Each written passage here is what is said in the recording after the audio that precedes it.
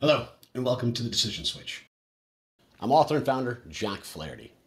We're here today to talk about a great question about how leaders make difficult decisions. In particular, what are the 5 most important factors that we as leaders need to consider, maybe even do when we're prompted with a difficult or complex decision? But first, I need to dispel a common myth, sometimes an oversight, that decision-making is an event, because it's not. Decision-making is a process comprised of activities which happen before, during, and after a decision is made. And frequently these activities influence, if not determine, our success. And so as I reflected upon this question, I chose those activities which really drive our success. So the first factor is to triage first, meaning we must recognize when prompted with a critical decision. Frequently it might be masked as an issue or opportunity. It's still a decision. So by definition, triage means to gather and assess situation or information based on the business aspects of a value proposition or sense of urgency, or whether or not you have sufficient information at all. And so with this, you're able to prioritize, define that path forward so you can take action and make a well-informed conclusion and do so in a timely fashion.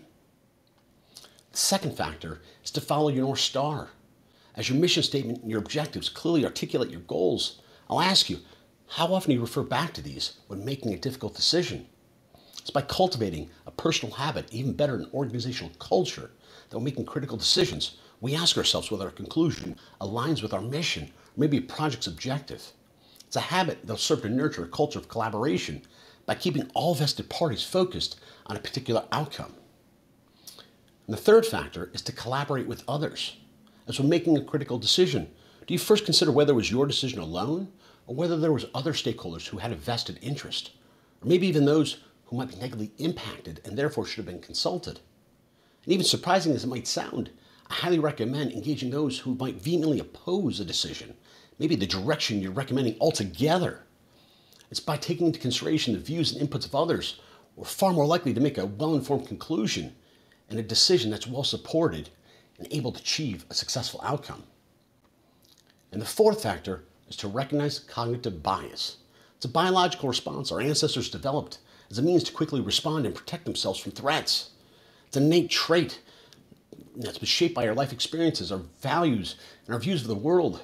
However, the risk is that it can cause us to make illogical or irrational decisions.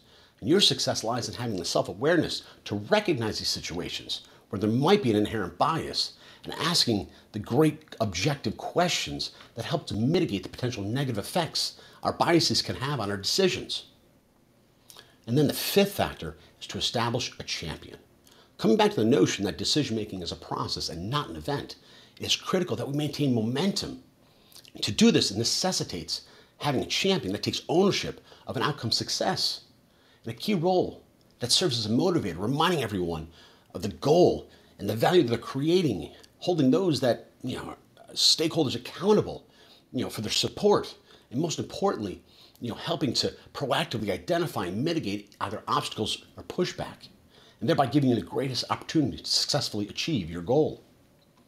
So I hope you found the 5 factors valuable. And if you'd like to learn more, I encourage you to visit my website at thedecisionswitch.com.